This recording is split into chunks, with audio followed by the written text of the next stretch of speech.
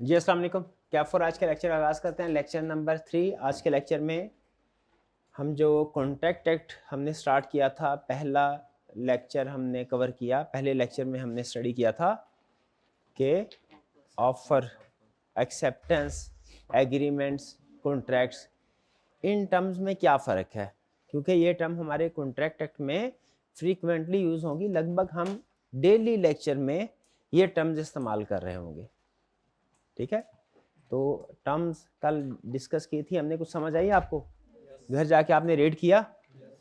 चलिए, अच्छा, अब मैंने आपसे शेयर किया था कि कुछ हम रिसोर्सेज आपके साथ वक्तन फ़क्तन शेयर करेंगे, जो कि आपके वीडियो लेक्चर्स के अलावा, यानी क्लास में जो लेक्चर्स हैं इनके अलावा होंगे, आप लोगों के साथ भी और ऑनलाइन स्टूडेंट्स के साथ भी। तो उनमें से एक रिसोर्स आपके साथ आज शेयर कर रहे हैं, ये है लाइव क्विज। लगभग डेली बेसिस के ऊपर हमारा लाइव क्विज होगा, जो बेस कर रहा होगा प्रीवियस लेक्चर के कंसेप्ट्स पे। यानी अगर मंडे को आपने कोई कंसेप्ट स्टडी किया, ट्यूसडे को उसका लाइव क्विज होगा, ट्यूसडे को जो हमने क्लास में पढ़ा होगा, वेडनेसडे को उसका लाइव क्विज होगा, ताकि मुझे पता चलता रहे कि हमारे स्टूडेंट्स कंसेप्ट्स को साथ साथ पढ़ रहे हैं, समझ रहे हैं कि नहीं समझ रहे। ठीक है, क्विज में आपकी परफॉर्मेंस से पता चल जाएगा कि आपकी अंडरस्टैंडिंग का लेवल क्या है, मुझे भी पता चल जाएगा और आपको भी। उसके लिए होगा क्या, आप लोगों का व्हाट्सएप ग्रुप है, उसमें लिंक शेयर कर दिया गया है, आपने उसके ऊपर क्लिक करना होगा। हमारी क्लास की टाइमिंग 11 बजे की है, लगभग 11:05 के करीब लिंक शेयर कर दिया करूँगा मैं। ऑनलाइन वाले जो स्टूडेंट्स होंगे उनके लिए भी ये शेयर किया जाएगा व्हाट्सएप ग्रुप में, आपने क्लिक करके उसको ज्वाइन करना है। टाइम 11:05 से 11:10 के दरमियान में होगा टाइम। अच्छा, लेकिन ऑनलाइन वाले स्टूडेंट्स के लिए एक चीज़ मैं शेयर कर दूं, और आप लोगों के लिए भी, कि ये लिंक सिर्फ उस वक्त तक चलेगा जब तक क्लास चल रही है। जैसे ही क्लास का टाइम ख़त्म हुआ, क्विज भी नहीं चलेगा, बल्कि जैसे ही क्लास से पहले भी क्विज जब एंड हुआ, तकरीबन 10-12 मिनट का क्विज होगा, उसके बाद ये लिंक काम नहीं करेगा। अगर आप लिंक पे क्लिक करेंगे भी तो वो लिंक ब्रेक हो चुका होगा, ख़त्म हो चुका होगा। हाँ, हम ये कोशिश करेंगे कि ये क्विज अलग से आपके साथ शेयर कर दिया जाए, ताकि बाद में भी अगर आपने इसको अटेम्प्ट करना है तो अटेम्प्ट कर सकें। लेकिन ये वाला लिंक जो है ये सिर्फ क्लास टाइम के लिए होगा, क्लास टाइम के बाद ये लिंक काम नहीं करेगा। ऑफलाइन अवेलेबिलिटी के लिए हम उसके ऊपर काम कर रहे हैं, इंशाल्लाह वो भी आप लोगों के साथ शेयर कर दिया जाएगा क्लास टाइम के बाद जो काम करेगा, लेकिन वो लिंक अलग वाला होगा। ठीक है जी, ये खास तौर पे ऑनलाइन वाले स्टूडेंट सेम लिंक पे क्लिक करके परेशान हो जाते हैं और फिर पूछते हैं कि सर ये लिंक काम क्यों नहीं कर रहा। तो वो लिंक सिर्फ क्लास टाइमिंग के लिए होगा। क्लास टाइमिंग के अलावा जो दूसरा लिंक है ऑफलाइन अटेम्प्ट करने के लिए, वो आपके LMS पे शेयर कर दिया जाएगा। ये चीज़ क्लियर है जी? तरीकाकार क्या होगा, लिंक डेली जैसे मैंने बताया 11:05 और 10 मिनट के दरमियान में आप लोगों के ग्रुप में शेयर कर दिया जाएगा, आपने उसको क्लिक करना है। इसके लिए आपको चाहिए दो चीज़ें। नंबर 1, स्मार्टफ़ोन चाहिए, आपके पास कोई भी एंड्रॉयड वगैरह का फ़ोन है तो उसके ऊपर आप इसको अटेम्प्ट कर सकते हैं, आईफ़ोन के ऊपर भी अटेम्प्ट कर सकते हैं।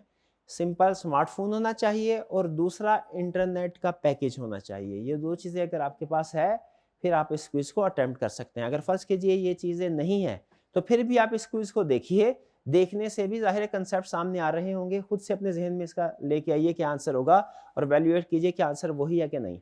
आप एक क्विज़ में पार्टिसिपेशन तो नहीं कर रहे होंगे, लेकिन कुछ ना कुछ सीख ही रहे होंगे। ये बिल्कुल ऐसे ही होता है जैसे अगर कोई 2 लोग आपस में कुछ वीडियो गेम्स वगैरह खेल रहे हों, तो जो साथ में लोग देख रहे होते हैं ना बाहर, वो खेल नहीं रहे होते, लेकिन वो भी एन्जॉय कर रहे होते हैं थोड़ा कि ये गेम खेल रहे हैं, कैरेक्टर जो है वो आगे भागते दौड़ते नज़र आ रहे होते हैं। तो कंसेप्ट अगर आप किसी वजह से क्विज़ में पार्टिसिपेशन नहीं कर रहे, तो स्टिल आपने इसको देखना है, इससे लर्निंग आपकी फिर भी होगी। बाज़ औक़ात ऐसा होता है कि क्विज़ के दौरान में कोई नेट आपका डिस्कनेक्ट हो गया, तो आपने उस पे भी परेशान नहीं होना, बल्कि फिर आपने क्या करना है, उसको सुनना है, समझना है। ठीक है, पार्टिसिपेशन भी ज़ाहिर है वहाँ पे आपकी रुक जाएगी, लेकिन आपने उससे परेशान नहीं होना, क्योंकि असल मकसद जो है वो कंसेप्ट से रिवाइज़ करना है, कंसेप्ट चेक करना है प्रीवियस लेक्चर के। डन जी? चलिए, कितने स्टूडेंट्स ने जॉइन कर लिया? यानी अगर आपने क्लिक कर दिया और आपके मोबाइल की स्क्रीन पे ये डिस्प्ले आ रहा है मैसेज यही, ठीक है, तो इसका मतलब आप सही प्लेस पे पहुँच गए हैं। कितने स्टूडेंट्स ने जॉइन कर लिया, क्लिक कर लिया हमें? शाबाश बताइए। और ज़रा हाइब्रिड क्लास में भी बताइए हाथ उठा के, भैया ये डिस्प्ले ऑफ है, हाइब्रिड क्लास का डिस्प्ले।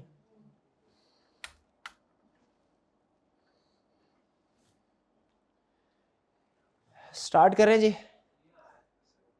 हाँ जी बिल्कुल बिल्कुल यही है, ये लिखा कैफ और बिजनेस लॉ लिखा आ रहा है ना, तो उसका मतलब है आप सही डायरेक्शन पे। सिस्टम थोड़ा सा मैं आपको समझा दूं। ये क्विज मैं वहां पे क्लिक करता रहूंगा, उसके बाद क्वेश्चन आगे चेंज होते रहेंगे। जैसे ही कोई क्वेश्चन आपके सामने आएगा, पहले क्वेश्चन की स्टेटमेंट आएगी, फिर उसके बाद ऑप्शंस होंगी 4।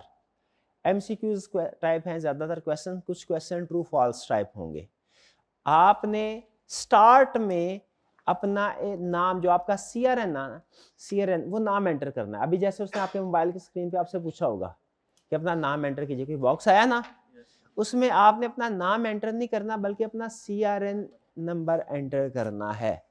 ठीक है, सीआरएन आई कैप वाला वो यूनिक होता है, उससे हमें आइडेंटिफिकेशन भी आसान हो जाती है। ऑनलाइन वाले स्टूडेंट्स सीआरएन के साथ आगे ओएल भी लिख दें, ताकि जिससे हमें पता चल जाए कि ये ऑनलाइन वाले बच्चे का नंबर है। ठीक है जी, तो आपके सामने 1 बाय 1 क्वेश्चन डिस्प्ले होते रहेंगे। आपने मोबाइल की स्क्रीन पे उनको पढ़ना है, मोबाइल की स्क्रीन पे भी डिस्प्ले होगा, सामने प्रोजेक्टर पे भी डिस्प्ले होगा, जहां से आप पढ़ना चाहें पढ़ सकते हैं।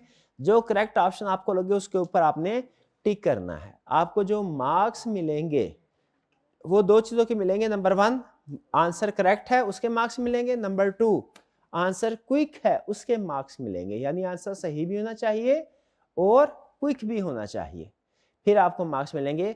अगर सारी क्लास के सारे आंसर ठीक है, सिस्टम फिर भी रैंकिंग करेगा, टॉप 10 पोजीशंस को अलग करेगा, वो फिर स्पीड की बेस पे अलग करेगा। ठीक है, इस एक्सरसाइज से आपका एक फायदा तो ये होगा कि प्रीवियस चैप्टर के जो प्रीवियस लेक्चर है उसके कंसेप्ट्स 10 मिनट के अंदर रिवाइज हो जाएंगे। अहम वाले कंसेप्ट्स 10 मिनट के अंदर आपकी प्रीवियस लेक्चर की क्विक रिवीजन हो जाएगी। दूसरा फायदा ये होगा कि आपकी रीडिंग स्पीड बढ़ेगी, क्योंकि जाहिर है इसमें टाइम फैक्टर को ऐड किया गया है, तो आपकी कोशिश होगी कि जल्द से जल्द आंसर दें।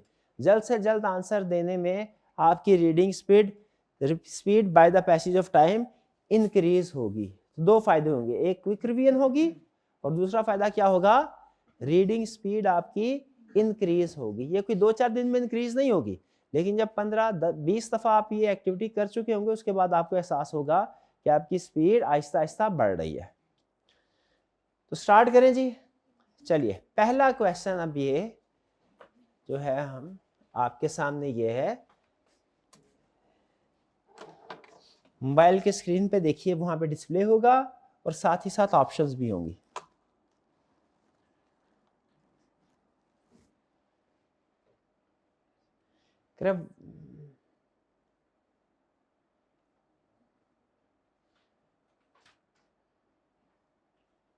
What is the correct definition of an offer? A willingness to do or not to do something to get another consent. किसी दूसरे की मर्जी के लिए कोई काम करने या ना करने के लिए कहना, ये कंप्लीट डेफिनेशन है ऑफर की। एक command to perform a task, कोई हुक्म देना नहीं, ये हुक्म जो है ये ऑफर नहीं होती। लीगली इन्फोर्सेबल एक्शन, ये भी ऑफर नहीं है। जो प्रॉमिस विद लीगल बैकिंग, ये भी ऑफर नहीं है। प्रॉमिस विद लीगल बैंकिंग क्या होता है, कॉन्ट्रैक्ट हो जाता है। ठीक है, तो ये ऑफर की बात कर रहा है। ऑफर की डेफिनेशन क्या है, a willingness to do, not to do, दोनों चीजें उसने इंक्लूड की है। टू गेट अनदर्स कंसेंट, जिसका मकसद ये होता है कि दूसरे बंदे की रजामंदी ली जाए। शाबाश, तो हमारे लगभग सभी बच्चों ने सही ऑप्शन को सिलेक्ट किया। Next question 2।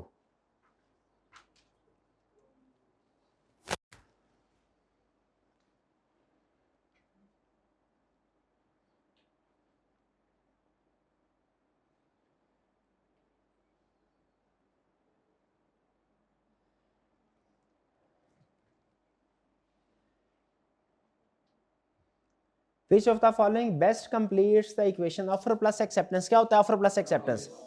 Promise होता है, agreement तो नहीं होता, promise होता है। शाबाश। Promises forming consideration for each other, यानी एक पार्टी की साइड से promise प्लस दूसरी पार्टी की साइड से promise, ये फिर agreement होता है। Offer plus acceptance agreement नहीं होगा, ये promise होगा। Next question।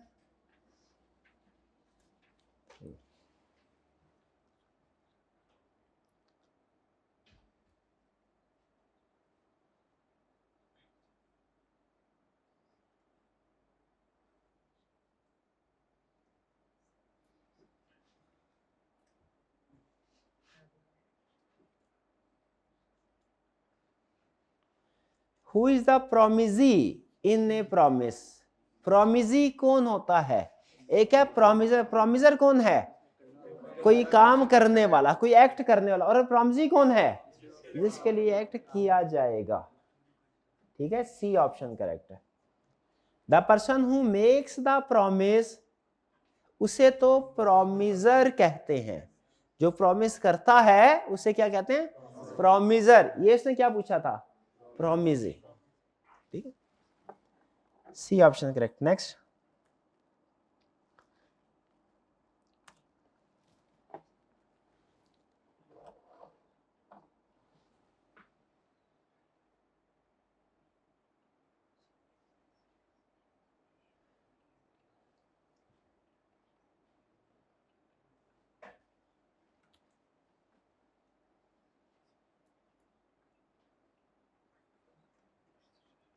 What forms an agreement according to contract law? कौन सा एग्रीमेंट? प्रॉमिस प्लस लॉ, वो कॉन्ट्रैक्ट हो जाता है। ऑफर प्लस इन्फोर्समेंट भी नहीं, प्रॉमिस प्लस कंसिडरेशन, ये है agreement. What forms an agreement? ठीक है, एग्रीमेंट की डेफिनेशन पूछी है, कॉन्ट्रैक्ट की नहीं पूछी। हमारे कॉन्ट्रैक्ट में, एग्रीमेंट में और कॉन्ट्रैक्ट में फर्क होता है ना? क्या फर्क होता है? कॉन्ट्रैक्ट वो एग्रीमेंट जो कि लीगली इन्फोर्सेबल भी हो, उसे हम कॉन्ट्रैक्ट कहते हैं। तो करेक्ट ऑप्शन हुई हमारी D. Next,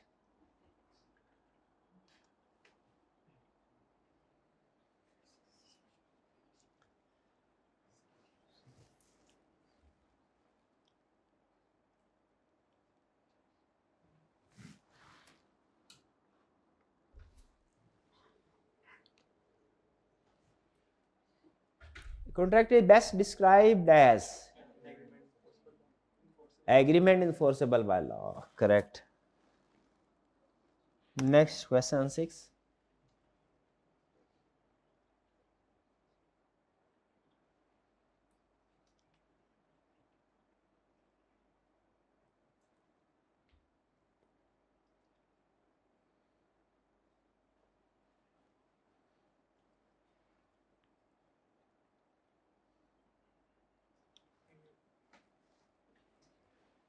Which of the following does not result in a contract? कौन सा कॉन्ट्रैक्ट नहीं होगा? डोमेस्टिक एग्रीमेंट, ये हमने स्टडी किया था। जो सोशल नेचर के एग्रीमेंट है, सोशल, रिलीजियस, डोमेस्टिक, ये कॉन्ट्रैक्ट नहीं होते अनलेस के क्लियर इंटेंशन बताई गई हो कि इनको लीगली इन्फोर्स करवाना है। अमूमी तौर पे ये कॉन्ट्रैक्ट नहीं होते। A option correct. Next question है जी ये आपका,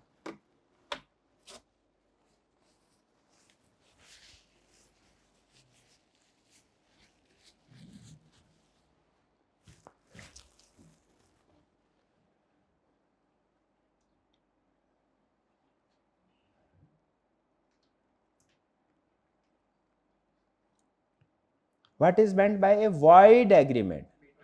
वॉइड एग्रीमेंट कौन होगा? जो लीगल इन्फोर्स ना करवाया जा सकता हो। B option.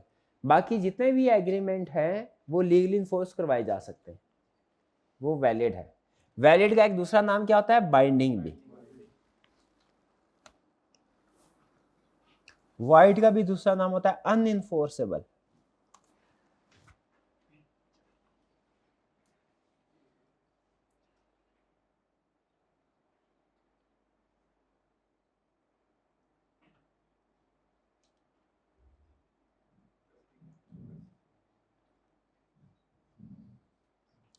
Which of the following would be enforceable by law? जो सोशल, रिलीजियस, डोमेस्टिक नेचर के होंगे वो इन्फोर्सेबल बाय लॉ नहीं है। जो बिजनेस नेचर का, कमर्शियल नेचर का होगा वो इन्फोर्सेबल बाय लॉ है। तो इनमें से कौन सा एग्रीमेंट है बिजनेस नेचर का? सी, ये इन्फोर्सेबल बाय लॉ है। करेक्ट। Next question 9।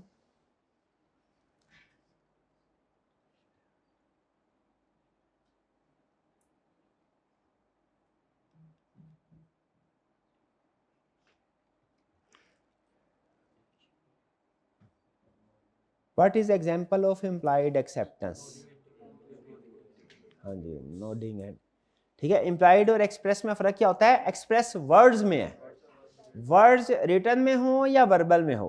ठीक है, वो एक्सप्रेस वर्ड्स कहलाते हैं। और जबकि इम्प्लाइड एक्सेप्टेंस क्या है, जो कि इशारतन की जाए, जो कि बिहेवियर से, कंडक्ट से हम डिराइव करते हैं, उसे इम्प्लाइड कंसेंट कहते हैं। लेकिन याद रखें इम्प्लाइड एक्सेप्टेंस में और साइलेंस में फर्क है। अगर आप साइलेंट रहें लेकिन कुछ हाथ पैरों के इशारे से अपनी एक्सेप्टेंस शो कर दें, ठीक है, वो इम्प्लॉइड एक्सेप्टेंस होगी। लेकिन आप कोई भी रिस्पॉन्स ना दे, ना अल्फाज से ना बिहेवियर से, तो वो फिर इम्प्लॉइड एक्सेप्टेंस भी नहीं होगी। साइलेंस और चीज है, इम्प्लॉइड एक्सेप्टेंस और चीज है। साइलेंस में आप बिल्कुल न्यूट्रल रहते हैं, लेकिन इम्प्लॉइड एक्सेप्टेंस में आप अल्फाज के जरिए से कुछ नहीं कहते, अपने बिहेवियर के जरिए से एक्सेप्टेंस शो करवाते हैं। फर्क समझ आ रहा है आपको? साइलेंस में और इम्प्लॉइड एक्सेप्टेंस में क्या फर्क है? इम्प्लॉइड एक्सेप्टेंस में आप कुछ हाथों पैरों से इशारा कर रहे होंगे, लेकिन साइलेंस में कुछ भी नहीं कर रहे होंगे, ना अल्फाज से और ना ही इशारतन। तो यहां पे कह रहे हैं इम्प्लॉइड एक्सेप्टेंस की कौन सी एग्जांपल है? Nodding and taking delivery. Next question ये रहा,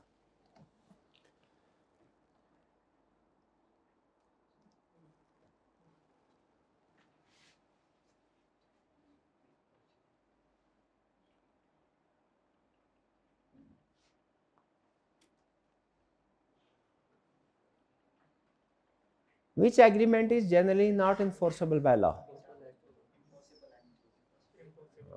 Impossible act, promise to perform an impossible act, B option, ये enforceable by law नहीं।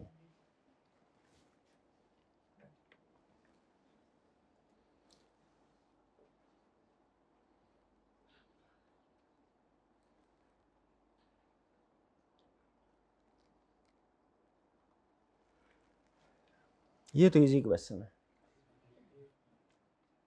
व्हाट इज ए वैलिड और बाइंडिंग एग्रीमेंट? वैलिड या बाइंडिंग एग्रीमेंट किसे बोलते हैं? जो इन्फोर्सेबल बाय लॉ हो। ए ऑप्शन करेक्ट है।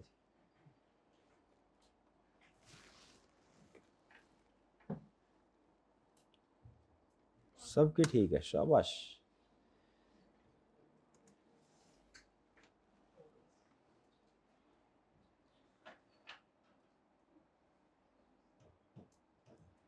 All agreements are automatically contract, ऐसे ही होता है? फॉल्स, इन्फोर्सेबल बाय लॉ वाले कॉन्ट्रैक्ट होंगे, बाकी के कॉन्ट्रैक्ट नहीं होंगे। फॉल्स है जी।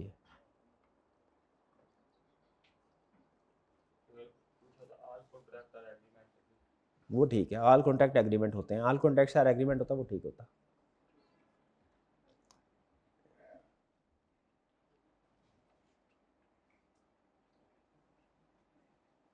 A promise becomes a contract once legal enforceability is added.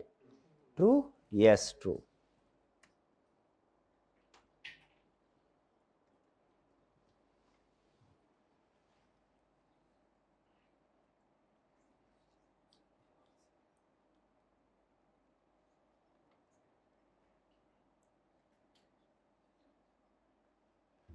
A religious or domestic agreement is usually enforceable. ये इन्फोर्सेबल नहीं होता, ठीक है, इसमें थोड़ी सी गलती है, लफ्ज नॉट, इसमें लफ्ज आना चाहिए।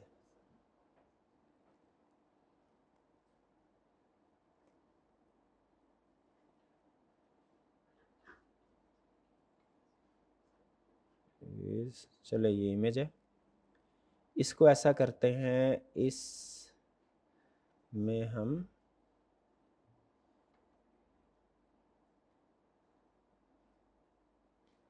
इरेलीवेंट कर देते हैं इसको, ऐसा ही ठीक है ना?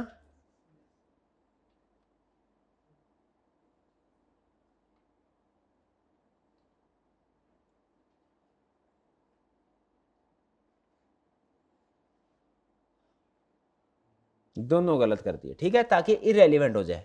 इसमें नॉट का लफ्ज मिसिंग था, टाइपिंग एरर की वजह से बात का तो हो जाता है। करेक्ट कंसेप्ट क्या है? रिलीजियस और domestic agreements is usually not enforceable, enforceable नहीं होगा unless parties agree to legal intention, अगर पार्टीज, हाँ, अगर लीगल इंटेंशन में कर दें, उसको लीगल इंटेंशन हो उनकी, तो उस सूरत में इन्फोर्सेबल होगा, वरना बाय डिफॉल्ट इन्फोर्सेबल, जो डोमेस्टिक रिलीजियस एग्रीमेंट्स है बाय डिफॉल्ट इन्फोर्सेबल नहीं है। लेकिन अगर पार्टीज एग्री हो जाए कि हमने इनको लीगली इन्फोर्स करवाना है, ये इंटेंशन लिख दी जाए, इरादा लिख दिया जाए, तो फिर क्या होगा, फिर वो लीगली इन्फोर्सेबल होगा। ये कंसेप्ट क्लियर हो गया ना आपको? हाँ जी, शाबाश। चलिए तो आगे चलते हैं, ये हमारा इरेलीवेंट हो गया, लेकिन कंसेप्ट हमारा डिस्कस हो गया। अब चलते हैं हम अपने टॉपर्स की तरफ, है एक क्वेश्चन और, लास्ट क्वेश्चन।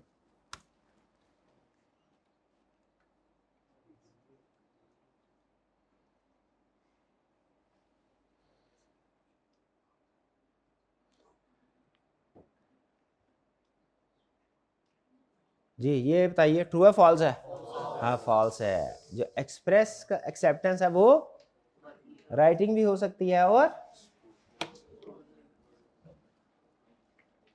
वर्बल भी हो सकती है। चलिए, हमारी क्लास के टॉपर्स, अच्छा आपके अपने मोबाइल पे जो पोजीशन आ रही होगी वो आपकी अपनी होगी, ठीक है? वो हो सकता है 25वीं पोजीशन हो, लेकिन आपके सामने जो पोजीशन डिस्प्ले हो रही है ये टॉप 10 पोजीशंस हैं। अब बताइए फर्स्ट पोजीशन किसकी है? शाबाश शाबाश, प्राइज दीजिए। सेकंड पोजीशन किनकी है? सेकंड पोजीशन, इधर third position, fourth position, fourth position किनकी है? ऑनलाइन वाले तो नहीं है? हाँ जी। Fifth position, sixth position, seventh position, eighth position, ninth position, 10th position. Hybrid class में कितने स्टूडेंट की पोजीशन आई? जरा हाथ उठाइए। हाइब्रिड क्लास में किसी स्टूडेंट की पोजीशन नहीं आई है? नहीं, क्या हाइब्रिड क्लास वाले बच्चों को समझ आ भी रही है कि नहीं आ रही है? ऐसे ना करिए, पोजीशन क्यों नहीं आई आपकी? एक मिनट जरा इनसे पूछ लें। हाइब्रिड क्लास जी बताइए, थोड़ा सा ऊंची बोलिएगा। अच्छा पोजीशन आई है, शाबाश शाबाश शाबाश, ठीक है। चलिए जी, अब चलते हैं हम अपने लेक्चर की तरफ, इसको क्लोज करते हैं।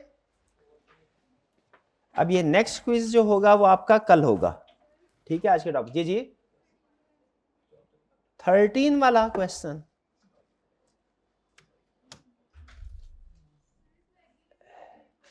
ए promise becomes a contract once legally देखिए जब लीगली इन्फोर्सेबल हो जाएगा ना, ठीक है, तो वो फिर कॉन्ट्रैक्ट बनेगा।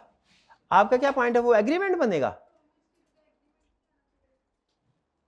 नहीं नहीं नहीं, प्रॉमिस की जगह हाँ ठीक है, आपने बोला कि एग्रीमेंट, प्रॉमिस के agreement becomes a contract once, वो बात आपकी ठीक है। वो उनका पॉइंट ऑफ व्यू ये है कि सर यहाँ पे एग्रीमेंट होना चाहिए था, क्योंकि प्रॉमिस के बाद एग्रीमेंट की स्टेज आती है, एग्रीमेंट के बाद कॉन्ट्रैक्ट की आती है। लेकिन एग्रीमेंट के बैक पे भी तो प्रॉमिस ही है, तो डायरेक्ट अगर प्रॉमिस के साथ आपने लीगल इन्फोर्सबिलिटी लिख दिया ना, तो वो कॉन्ट्रैक्ट बन गया। जो चीज भी याद रखें लीगली इन्फोर्सेबल है वो कॉन्ट्रैक्ट है, वो एग्रीमेंट है तो वो भी कॉन्ट्रैक्ट हो जाए। वो अगर प्रॉमिस है तो प्रॉमिस भी, चूंकि यहाँ पे वैसे एग्रीमेंट होता ज्यादा बेहतर था, लेकिन प्रॉमिस के साथ भी कंसेप्ट वही है, लीगली इन्फोर्सेबल है ना, तो वो कॉन्ट्रैक्ट हो गया, ठीक है? आम जो पर्सन होगा ना, आम डेली लाइफ में आप देखेंगे वो एग्रीमेंट और कॉन्ट्रैक्ट में फर्क उसको नहीं पता होगा, लेकिन अब आप चूंकि लॉ के स्टूडेंट है तो आपको पता चल गया कि दोनों में फर्क है। क्या फर्क है दोनों में? लीगल इन्फोर्सेबिलिटी का। अगर आप कोई इलीगल आइटम सेल परचेज करने का एग्रीमेंट करते हैं, वो एग्रीमेंट तो है, कॉन्ट्रैक्ट नहीं है कोई। क्लियर जी? चलिए अब चलते हैं हम अपने होम असाइनमेंट की तरफ। आपको होम असाइनमेंट दी गई थी, एक ही क्वेश्चन था, क्योंकि अभी स्टार्ट है ना, तो होम असाइनमेंट जरा थोड़ी छोटी छोटी होगी। लेकिन कितने स्टूडेंट ने इसको अटेम्प्ट किया है? जरा बताइए, हाथ उठाइए, कितने स्टूडेंट ने होम असाइनमेंट रिटन फॉर्म में? बस हाइब्रिड क्लास में कितने स्टूडेंट्स ने रिटन फॉर्म में किया? हाथ उठाइए। ये क्या मतलब, असाइनमेंट क्यों नहीं कर रहे? ये चंद एक स्टूडेंट, ऐसे ना करे, ऐसे तो किसी क्लास में नहीं होता। क्या नहीं पता चला कि होम असाइनमेंट करनी होती है? आपको जो लेक्चर प्लान नहीं दिया गया था, प्रीवियस लेक्चर में लेक्चर प्लान स्टार्ट में दिया गया था आपको, ये पर्ची, इस तरह की पर्ची दी गई थी। इस पर्ची के ऊपर लिखा हुआ था कि आज हमने क्या पढ़ना है। इसके नीचे क्या देखिए, होम से आई कैप की बुक का रेफरेंस भी और हमारी बुक का रेफरेंस भी लिखा हुआ है, रेफरेंस भी लिखा, क्या पढ़ना है वो भी लिखा हुआ है, कहां से पढ़ना है वो भी लिखा हुआ है, और ये पढ़ने के बाद एंड पे क्या असाइनमेंट करनी है वो भी लिखा हुआ है कि नहीं? क्या लिखा हुआ है? वर्बल असाइनमेंट लिखा हुआ है कि रिटन असाइनमेंट लिखा हुआ है? रिटन असाइनमेंट लिखा हुआ है ना, तो आपने क्यों नहीं असाइनमेंट की? शाबाश, असाइनमेंट क्यों नहीं किया आपने? असाइनमेंट क्यों नहीं किया आपने? देखा क्यों नहीं था मेरे भाई ने? हर रोज देखना है इसको, आइंदा क्या करना है? हर रोज। आपने भाई पर कोई बात नहीं, अब हर रोज मुझे बताने की जरूरत तो नहीं है, ये आपको डेली पता चल गया ना। हाईबील क्लास में, शाबाश, ये माइक दीजिए जरा, सामने भाई बैठे हुए हैं, ये सबसे आगे जो भाई बैठे हैं आगे भाई, जो फ्रंट बेंच पे बैठते हैं वो तो असाइनमेंट करके आते होते हैं, आप क्यों नहीं असाइनमेंट करके आए? नेक्स्ट टाइम, शाबाश शाबाश, यही चीज चाहिए। वो कह रहे हैं सर एक दफा हो गया, आइंदा इंशाल्लाह ऐसा क्या, यानी असाइनमेंट नहीं होगी आइंदा? नहीं नहीं नहीं, असाइनमेंट होगी, वो कह रहे असाइनमेंट होगी आइंदा, ठीक है। चलिए, अच्छा हो गया। तो आज के लिए क्या क्वेश्चन आपके? क्वेश्चन नंबर 2, 3, 4, 6, 7, ठीक है जी। आइए क्वेश्चन को डिस्कस करते हैं, क्योंकि स्टार्ट है ना, आपके लिए इन क्वेश्चंस को पढ़ना, समझना और इन पे गौर करना बहुत जरूरी है। लेकिन याद रखें, ओवर थिंकिंग नहीं करनी होती, ओवर थिंकिंग नहीं करनी। हर क्वेश्चन के ऊपर गौर करना 5 मिनट 7 मिनट बस, ये नहीं एक पूरा 1 घंटा एक क्वेश्चन के ऊपर गौर करना शुरू करें, इतना गौर 5 मिनट से ज्यादा, छोटा क्वेश्चन हो तो 5 मिनट से ज्यादा किसी क्वेश्चन के ऊपर गौर नहीं करना, बड़ा क्वेश्चन हो तो 15 मिनट से ज्यादा किसी क्वेश्चन के ऊपर गौर व फिक्र नहीं करना। इसके बाद ओवर थिंकिंग शुरू हो जाती है, और ओवर, बिजनेस लॉ की बात कर रहा हूं, बाकी सब्जेक्ट की नहीं, बाकी सब्जेक्ट आपके टीचर बताएंगे। और ओवर थिंकिंग से फायदा की बजाय नुकसान होता है, ठीक है जी। तो आइए जरा स्टार्ट करते हैं आपकी जिंदगी का बिजनेस लॉ का पहला क्वेश्चन, ऐसा ही है जी। चलिए जरा देखते हैं कि बिजनेस लॉ के क्वेश्चन किस तरह के होते हैं।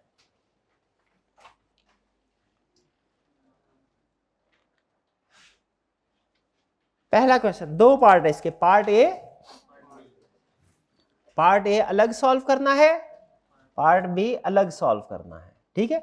आई कैप का पेपर होता तो मैं आपसे कहता कि अलग अलग पेज पे स्टार्ट करें, क्वेश्चन नंबर 1 का पार्ट ए अलग पेज पे, क्वेश्चन नंबर 1 का पार्ट बी अलग पेज पे। लेकिन असाइनमेंट करते हुए और टेस्ट करते हुए हमें पेपर की बचत करनी चाहिए, कागज को बचाना चाहिए। बचाना चाहिए कि नहीं बचाना चाहिए? हाँ, क्योंकि कागज कैसे बनता है? दरख्त से, और अगर हम कागज को जाया करेंगे तो इसका मतलब है हाँ, दरख्त जो है वो उतने ही ज्यादा कटेंगे, जो कि इन्वायरमेंट के लिए नेगेटिव चीज है। तो हम क्या करेंगे? हम अपने पैसों की भी बचत करेंगे, इन्वायरमेंट प्रोटेक्शन की भी कोशिश करेंगे। हम क्लास में असाइनमेंट करते हुए और वीकली टेस्ट करते हुए एक से ज्यादा क्वेश्चन एक पेज के ऊपर कर सकते हैं, जब तक पेज खत्म ना हो जाए, ठीक है जी। हाँ, आपने नंबर क्लियरली बता देना कि ये क्वेश्चन नंबर 1 का पार्ट ए है, खत्म होने के बाद अगला question number 1 part B, question numbering कर देनी है ताकि हमें पता चल जाए ये आपका पिछला सवाल खत्म हो गया, अगला सवाल शुरू हो गया। लेकिन एक ही पेज के ऊपर दूसरा क्वेश्चन भी स्टार्ट कर सकते हैं। लेकिन जब आई कैप का पेपर आप कर रहे होंगे, उसमें आपने पेज नहीं बचाना, उसमें क्या करना है? फिर आपने फ्रेश क्वेश्चन फ्रेश पेज से, फ्रेश क्वेश्चन, बल्कि फ्रेश पार्ट भी फ्रेश पेज से। यानी ये वाला क्वेश्चन आपके कितने सफों पे होगा? 2 सफों पे होगा।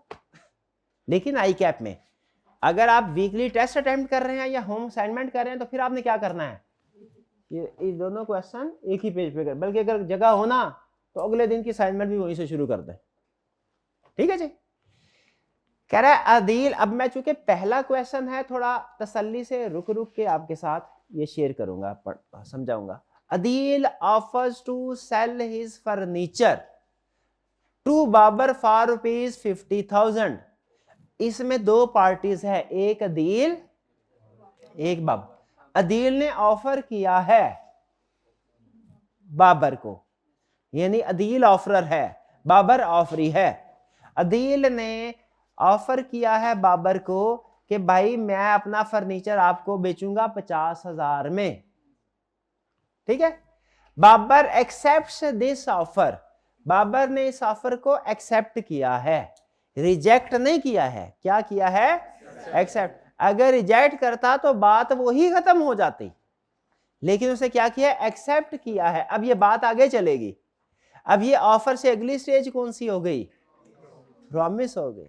और चूंकि इसमें कंसीडरेशन भी है, एक नहीं दो प्रॉमिस है। आपको लग रहा है ना इसमें एक प्रॉमिस है, आप यही लग रहा है ना, दो प्रॉमिस कैसे हो गए, बता गिनवाएं। सर अदील जो है वो बाबर को हाँ, अदील बाबर को शाबाश फर्नीचर देगा, और बाबर ने प्रॉमिस किया है अदील को 50,000 देगा। ठीक है। अब चूंकि ये क्या ये इलीगल है, क्या ये सोशल डोमेस्टिक एग्रीमेंट है कि कमर्शियल है, तो बताइए अब ये लीगली इन्फोर्सेबल है कि नहीं है। अगर सोशल एग्रीमेंट होता, अगर इलीगल होता, अगर इम्पॉसिबल होता, तो हम क्या कहते, ये एग्रीमेंट तो है लीगली इन्फोर्सेबल नहीं है, कॉन्ट्रैक्ट नहीं है, लेकिन ये सोशल भी नहीं है, ये इम्पॉसिबल भी नहीं है, ये इलीगल भी नहीं है, तो इसका मतलब क्या हुआ, इन्फोर्सेबल बाय लॉ है। तो क्या हो गया, ये कॉन्ट्रैक्ट बन गया कि नहीं बन गया, बन गया। यानी इन्फोर्सेबल के लिए अलग से स्पेसिफिकली आपको हो सकता है ना बताए, तो आपने एज्यूम कर लेना है कि अगर ये इलीगल नहीं है, इम्पॉसिबल नहीं है, सोशल नहीं है, डोमेस्टिक नहीं है, तो फिर क्या ये इन्फोर्सेबल है। तो ये कॉन्ट्रैक्ट हो गया कि नहीं हो गया। हाँ, अच्छा कोई स्टूडेंट मुझे बता सकता है हाइब्रिड क्लास में से, हाइब्रिड क्लास में तीसरे बेंच पे जो दो बच्चे बैठे हुए हैं, उसमें जो करीब वाला बच्चा है, जी गालबन ये येलो टाइप के कपड़े पहने कलर के, कलर कोई आगे पीछे मेरे होते हैं, तो खैर है, ये येलो ड्रेस में जो भाई बैठे हैं, जी इनसे पूछिए, ये बताइए हमें, मेरा भाई मुझे बताइए इसमें प्रॉमिसर कौन है, प्रॉमिसी कौन है। अदील प्रॉमिसर है और बाबर प्रॉमिस, गलत। और बताएगा कोई, शाबाश में दो ही प्रॉमिसर है, दो ही प्रॉमिस है, ये प्रॉमिस पे डिपेंड करता है। अगर आप देखिए अदील ने क्या डिलीवर करना है, फर्नीचर, और बाबर ने क्या डिलीवर करना है, पैसे। फर्नीचर के पॉइंट ऑफ व्यू से अदील प्रॉमिसर है और बाबर प्रॉमिसी। फर्नीचर की बात आएगी तो प्रॉमिसर कौन है, अदील, प्रॉमिसी कौन है, बाबर। और अगर कैश की बात आएगी, प्रॉमिसर कौन है, बाबर, और प्रॉमिसी कौन है, अदील। ये कंसेप्ट समझ आया, क्योंकि एक नहीं दो प्रॉमिस है, कॉन्ट्रैक्ट में एक नहीं दो प्रॉमिस है। तो प्रॉमिस नंबर 1 के हवाले से प्रॉमिसर प्रॉमिसी कोई और होगा, और प्रॉमिस नंबर 2 के हवाले से प्रॉमिसर प्रॉमिसी कोई और होगा। नहीं समझ आई ना बात, अभी आगे है बात समझ। चलिए आगे चलते। Adeel refuses to sell the furniture. अब ये लीगली इन्फोर्सेबल था ना, लीगली इन्फोर्सेबल का मतलब क्या है, कोई एक पार्टी मना करे ना कि मैंने अपना हिस्से का काम नहीं करना, तो हम उसको अदालत में घसीट सकते हैं। क्या कर सकते हैं, अदालत में घसीट सकते हैं, यानी अदालत में लेके जा सकते हैं, उसके खिलाफ कानूनी कार्रवाई कर सकते हैं, और अदालत उसके खिलाफ सख्त इकदामात का फैसला देगी। हाँ, ये तो रिटर्न फॉर्म में है, शाबाश। कॉन्ट्रैक्ट्स देखिए, एक्सेप्टेंस, मुझे ऑफर मुझे बताइए, क्या रिटर्न तो होती है, वर्बल भी हो सकती है। अच्छा, एक्सेप्टेंस बताइए, रिटर्न में तो हो ही सकती है, वर्बल भी हो सकती है। तो इसका मतलब ये हुआ कि जब ऑफर और एक्सेप्टेंस, रिटर्न भी हो सकती है, वर्बल भी हो सकती है, तो एग्रीमेंट भी, कॉन्ट्रैक्ट भी रिटर्न भी हो सकता है, वर्बल भी हो सकता है। याद रखें, verbal contracts are equally valid as written contracts.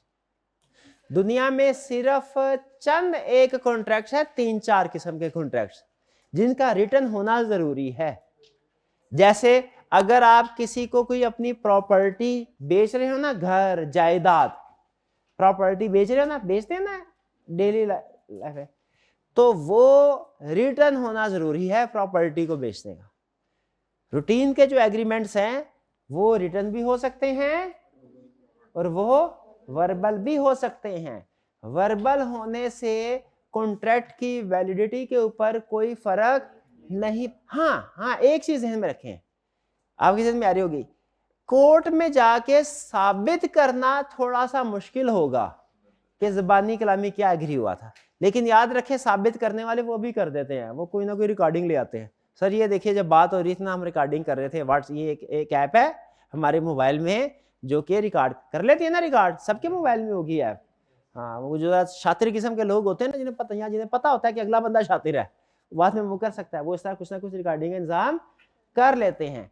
बाद में फिर वकील साबित कर लेता है, ये वकीलों का काम होता है साबित करना। लेकिन याद रखिए लॉ क्या कहता है, वैलिड जो वर्बल कॉन्ट्रैक्ट है वो भी इक्वली वैलिड है जैसा कि रिटन कॉन्ट्रैक्ट हो। सिर्फ चंद एक समझ लीजिए 4-5 कॉन्ट्रैक्ट ऐसे हैं दुनिया में जो सिर्फ रिटर्न होंगे, उनका रिटर्न होना जरूरी है, वरना बाकी कॉन्ट्रैक्ट्स का रिटर्न होना, जो डेली लाइफ में सेल परचेज का एग्रीमेंट करते हैं ना आप, याद रखिए उसका रिटर्न होना जरूरी नहीं है। क्लियर होगी ये बात जी? बाबर ने एक्सेप्ट किया पर मगर उसने प्रॉमिस नहीं किया। एक्सेप्ट कर लिया तो एक्सेप्ट कर लिया तो मतलब एग्रीमेंट हो गया ना। वो प्रॉमिस करके एग्रीमेंट नहीं होता। नहीं, वो जब एक्सेप्टेंस होगी ना तो ऑटोमेटिकली, जब लेटर स्टेज हो गई ना तो पहली वाली स्टेज, इसका मतलब है ऑलरेडी प्रूफ हो गई। ये तो वही बात जो उन्होंने स्टार्ट में की कि एमसीक्यू वाले में की थी कि जी लीगल इन्फोर्सेबल हो गया ना तो वो कॉन्ट्रैक्ट हो गया। प्रॉमिस है लीगल इन्फोर्सेबल हो गया, वो भी कॉन्ट्रैक्ट। एग्रीमेंट है लीगल इन्फोर्सेबल हो गया, वो भी कॉन्ट्रैक्ट।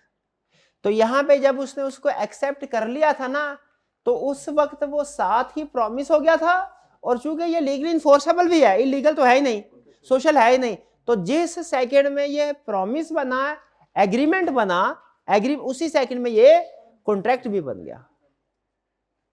डन जी? कह रहा है इसके बाद क्या हुआ, subsequently Adeel refuses to sell the furniture, बाद में अदील ने फर्नीचर बेचने से इनकार कर दिया। अच्छा बताइए कॉमन सेंस क्या कहती है, क्या अदील ने सही किया कि गलत किया? गलत किया, वादा करके मुकर गया। लेकिन हम इसे वादा नहीं बल्कि कॉन्ट्रैक्ट की बेस पे इसे अदालत में घसीटेंगे। ठीक है, इसको जब कोई एक पर्सन कॉन्ट्रैक्ट कर ले और फिर उस कॉन्ट्रैक्ट की खिलाफ वर्जी करे, इसे कहते हैं ब्रीच ऑफ कॉन्ट्रैक्ट। क्या कहते हैं? ब्रीच। अगर कॉन्ट्रैक्ट करके पूरा कर ले इसे कहते हैं fulfilment of contract. Contract fulfil हो गया, कॉन्ट्रैक्ट कंप्लीट हो गया, ये होता है happy end of the story. Contract अब अगर यहां पे अदील ने जैसा प्रॉमिस किया था वैसा फर्नीचर डिलीवर कर देता और बाबर ने जैसा प्रॉमिस किया था वैसे पैसे दे देता तो ये स्टोरी का हैप्पी एंड होता। इसको हम कहते हैं contract completed, contract fulfilled, completed या फुलफिल्ड। लेकिन यहाँ पे एक पार्टी ने अपना जो पूरा करना था, वो काम पूरा करना था, वो नहीं किया, इसको क्या बोलते हैं? Breach of contract. ये सैड स्टोरी है, ये सैड एंड स्टोरी का। ठीक है, एग्जाम में बताइए जितने भी केस स्टडीज आएंगे उनका एंड हैप्पी एंड होगा या सैड एंड होगा? नहीं, हमेशा सैड एंड होगा। अदालत में जाते ही तब हैं जब कोई ना कोई प्रॉब्लम हो। सारी चीजें ठीक ठीक होती तो फिर अदालतों की क्या जरूरत थी? अगर सारी चीजें ठीक होगी तो आपने फैसला किस चीज का करना है केस स्टडी में? खुद बताएं, कॉमन सेंस। सारी चीजें ठीक है, फैसला तो हमेशा जो एग्जाम में और इधर भी जो केस स्टडीज आएंगी 99.9% उसमें क्या होगा? किसी ना किसी पार्टी ने कोई ना कोई गड़बड़ की होगी। क्या होगा? किसी ना किसी पार्टी ने कोई ना कोई गड़बड़ की होगी। अब आपने फैसला करना है कौन सही है और कौन गलत है, और जो गलत है उसको क्या सजा देनी है। आप थोड़ी देर के लिए जज बन जाएंगे। क्या बन जाएंगे? हर केस स्टडी को करते हुए, लॉ के केस आप थोड़ी देर के लिए क्या बन जाएंगे? जज। केस स्टडी में आपने यही फैसला करना होता है, क्या कौन सही कौन गलत और सजा। बताइए इस केस में कौन सही कौन गलत? अदील गलत है। यह है breach of contract by Adeel. क्या बाबर अदील के खिलाफ एक्शन ले सकता है? जी बिल्कुल ले सकता है, अदालत कोर्ट में जा सकता है। ये अदील कौन है? बाबर कोर्ट में जा सकता है।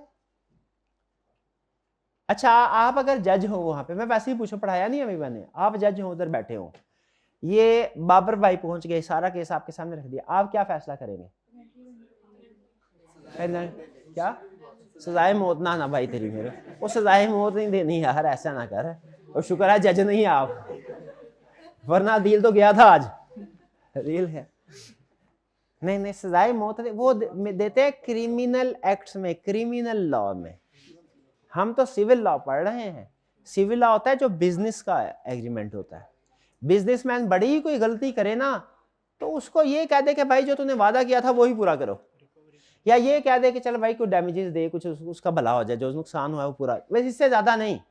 जेल में उसको नहीं भेजना किसी भी पार्ट। पूरे कॉन्ट्रैक्ट एक्ट में जब भी आपने कॉन्सिक्वेंसेस पूछेगा ना आपसे, आपने किसी पार्टी को जेल में नहीं भेजना।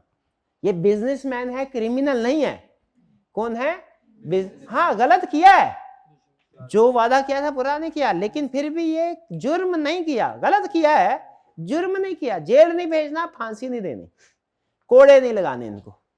इनको क्या करना है? इनको कहना भाई जो वादा किया था ना पूरा करो, वादा वफा करो, या ये जो जितना उस दूसरी पार्टी का नुकसान हुआ है ना वो उसको पूरा करो। ये फेयर है ट्रीटमेंट। ठीक है जी, आगे चलते हैं part B. Adeel invites Babar to, अच्छा ये पार्ट बी है, इसका ए से कोई ताल्लुक नहीं, कोई ताल्लुक। कुछ केस स्टडी में कहेगा कि facts as in case A, except आगे चलाएगा। जहां पे पार्ट बी में क्लियरली रेफरेंस दे देना कि ए की कंटिन्यूएशन है, वहां पे इसका मतलब है दोनों इंटरलिंक्ड होंगे। वरना अगर क्वेश्चन साइलेंट है तो उसका मतलब पार्ट ए बिल्कुल अलग केस है, पार्ट बी बिल्कुल अलग केस है। यहां पे मुझे बताइए पार्ट बी ए से अलग है कि ए की कंटिन्यूएशन है? अलग है, हालांकि पार्टी के नाम वही रखे हैं लेकिन ये अलग अलग है। बी में कह रहा है Adeel invites Babar to dinner. Adeel ने कहा बाबर भाई आज जरा रात का खाना मेरे साथ खाओ, आज की इफ्तारी मेरी तरफ। अदील ने बाबर को इनवाइट किया, Babar accepts the invitation. Babar ने कहा इफ्तारी वो तो हमने कभी छोड़ी, ये दावत कबूल करना चाहिए। बाबर ने इनविटेशन को एक्सेप्ट कर लिया, but fails to turn up. लेकिन बाबर इफ्तारी पे पहुंच नहीं पाया।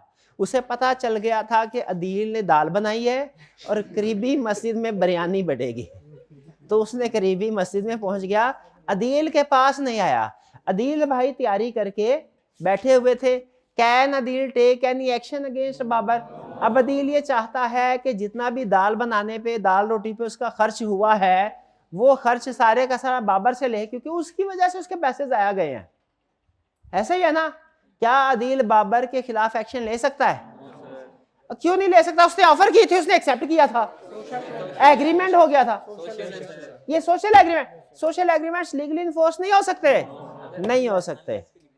हाँ, अनलेस के लिखा वो क्या उसने क्वेश्चन में कहीं बताया कि लिखा था उन्होंने कि अगर किसी ने कोई वायलेशन की तो कानूनी कार्रवाई का हक महफूज रखते हैं। आपने सुना होगा ना जुमला अक्सर, कानूनी कार्रवाई का हक महफूज रखते हैं। ये कभी सुना है आपने इस तरह का जुमला? नहीं सुना?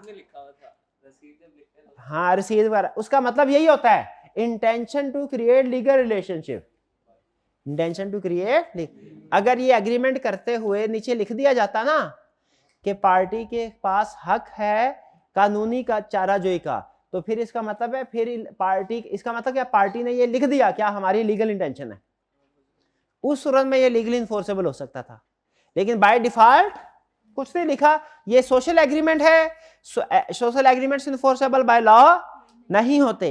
यानी ये नीचे वाला, ऊपर वाला कॉन्ट्रैक्ट था, नीचे वाला एग्रीमेंट तो है, कॉन्ट्रैक्ट नहीं है। जो भी पार्टी मुकर जाए दूसरी पार्टी उसके खिलाफ एक्शन नहीं ले सकती। एक और केस स्टडी थी, उसमें बाबर पहुंच गया था अफ्तारी के लिए। अदील कहने का यार तुम तो मजाक भी नहीं समझते, सीरियस ही हो जाते हो हर बात पे।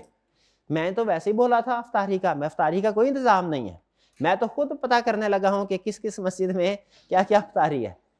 अब बताइए, अब बाबर जो अपने घर से आया अदील के पास, कहने लगा अच्छा मुझे फिर आने जाने का किराया दो, मैं टैक्सी पे आऊं तुम्हारे घर में, तुमने मेरे साथ प्रैंक कर दिया, अब टैक्सी का आने जाने का किराया तुम बता। क्या लीगली रिकवर करवाया जा सकता है? क्यों नहीं, उसका नुकसान तो हुआ बेचारे का। Social agreement, social domestic religious agreements enforceable by law नहीं होते। ठीक है, जुम्मे की नमाज से पहले खुतबे में कारी साहब ने कहा कि मस्जिद की तामीर के लिए चंदा चाहिए और जो मस्जिद की तामीर में हिस्सा लेगा इंशाअल्लाह अल्लाह ताला उसे जन्नत में घर अता करेंगे। आप जज्बाती हो गए, आपने कहा मैं 1 लाख रुपया दूंगा, जब मेरी सैलरी आएगी ना मंथ एंड पे 1 लाख रुपया दूंगा। उसके बाद घर वापस आए, थोड़ा 2-4 मिनट टीवी शीवी देखा, 2-4 घंटे गुजरे, आपने कहा ये क्या हो गया मेरे साथ है? जब माहौल बदलता है तो ख्यालात भी बदल जाते हैं ना। मस्जिद का माहौल कुछ और था, उधर ख्यालात कुछ और थे, टीवी के अंदर कुछ और ही दुनिया चल रही थी। पता चला ये इधर तो बड़ी ऐसी चीजें हैं जो मैं खरीद सकता हूँ इस 1 लाख से। अब आपने चंदा नहीं दिया, क्या कारी साहब आपके खिलाफ एक्शन ले सकते हैं? क्यों नहीं ले सकते? हाँ, ये सोशल रिलीजियस एग्रीमेंट है, ये इन्फोर्सेबल बाय लॉ नहीं है। हाँ, अगर कारी साहब उधर ही है, उन्होंने लॉ पढ़ा होता, उधर ही कहते भाईजान अगर आपने चंदा ना दिया आपके खिलाफ हम कानूनी कार्रवाई करेंगे और ये सारे बाकी नमाजी गवाह हैं। अगर ये बात उधर कर दी जाती फिर ये क्या हो जाता? Legally enforceable. भाई समझ रहे, फर्क समझ रहे? लेकिन फिलहाल इसमें कोई ऐसी बात नहीं, तो ये लीगली इन्फोर्सेबल डन। कोई प्रॉब्लम इसमें? कोई प्रॉब्लम? हाइब्रिड क्लास में कोई प्रॉब्लम? हाइब्रिड क्लास में बताइए जरा। ये हाइब्रिड क्लास वाले ना पार्टिसिपेट करते रहा करें, ठीक है? बल्कि मैं खुद चलता हूँ, पास कीजिए जरा, मैं खुद इनके पास जाता हूँ जी। तो कोई क्वेश्चन पूछना चाहते हो तो पूछ लें। बी पार्ट में कंसीडरेशन कौन सी है? हाँ, बी पार्ट में कंसीडरेशन नहीं है, इसलिए तो लीगली इन्फोर्सेबल नहीं है, हालांकि होनी चाहिए, होनी चाहिए ना। कंसीडरेशन नहीं है, बिल्कुल शाबाश, अच्छा आपने सोचा है। बी पार्ट में कोई कंसीडरेशन नहीं, इसलिए तो लॉ कहता है कि ये पूरा। और अमूमी तौर पे अगर आप देखें ना, तो जो डोमेस्टिक सोशल एग्रीमेंट्स होते हैं उनमें वो इसी वजह से नॉट इन्फोर्सेबल है कि उनमें कंसीडरेशन नहीं है। उसमें कुछ लो तो है, कुछ दो नहीं है, ये रीजन जी। कमर्शियल कॉन्ट्रैक्ट ये कौन से होते हैं? कोई भी सेल और परचेज का एग्रीमेंट हो, सेल और परचेज का, sale and purchase of goods and services लिख लें। Commercial contract is equal to sale and purchase of goods and services, sale and purchase of goods and services, ठीक है? घर की मोटर खराब हो गई, मैंने मैकेनिक को फोन किया, भैया मोटर खराब हो गई, कहने लगा सर कल 10 बजे आ जाऊंगा ठीक करने के लिए। कल 10 बजे नहीं आया, बताइए क्या ये कमर्शियल कॉन्ट्रैक्ट है या कि डोमेस्टिक है? डोमेस्टिक क्या मतलब? डोमेस्टिक इस वजह से कि मोटर घर में लगी होती है। डोमेस्टिक से मुराद होता है फैमिली मेंबर्स के दरमियान में कॉन्ट्रैक्ट। वो मैं अगर किसी ठेकेदार को कहूंगा भाई ये 50 लाख पकड़ और मेरा घर बना दे, 50 लाख लेके निकल जाए, और फिर कहे ये तो डोमेस्टिक कॉन्ट्रैक्ट एग्रीमेंट था, ये इन्फोर्सेबल बाय लॉ, तो ये डोमेस्टिक वो नहीं है जो घर के अंदर हो। डोमेस्टिक वो उसको बोलते हैं जो फैमिली मेंबर्स के दौरान हो, वरना बड़ी बड़ी जो डीलिंग होती है बाज़ औक़ात वो घर के अंदर ही बैठ के होती हैं, तसल्ली से बातचीत करते हैं। तो ठीक है जी, ये क्वेश्चन पेपर में आते हैं और 3 मार्क्स के।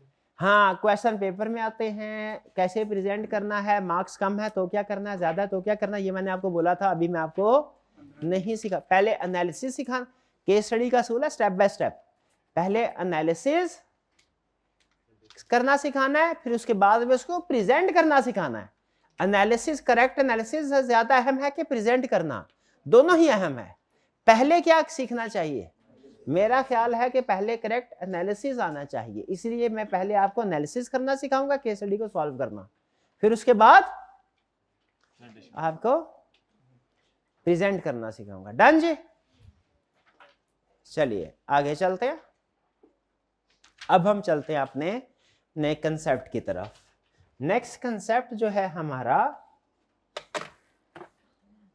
Learning objective 2। आज प्लान तो वैसे मेरा 2 लर्निंग ऑब्जेक्टिव पढ़ाने का था, लेकिन टाइम के हिसाब से है, कोई नहीं, देखते हैं कहाँ तक जाती है बात। ऑफर टर्म समझ आ गई आपको?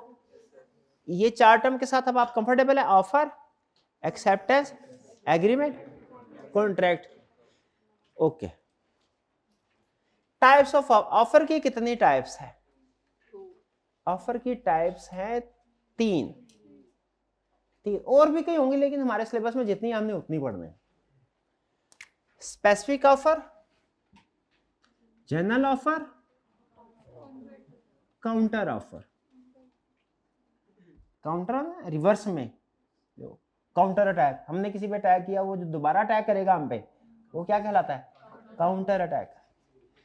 स्पेसिफिक ऑफर क्या है? स्पेसिफिक ऑफर ऐसी ऑफर है जो किसी स्पेसिफिक पर्सन को, स्पेसिफिक इंडिविजुअल को की जाए, उसे बोलेंगे स्पेसिफिक ऑफर।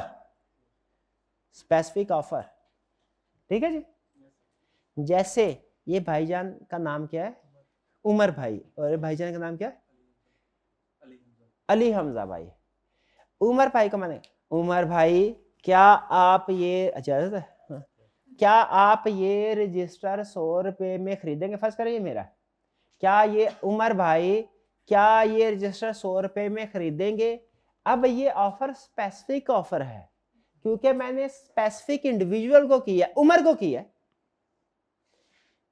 ठीक है, ये होगी स्पेसिफिक। अच्छा, दूसरा केस सुनाए। क्या क्लास में कोई स्टूडेंट इस रजिस्टर को 100 रुपए में खरीदेगा? अब ये क्या है? General offer. General offer general public को की जाती है।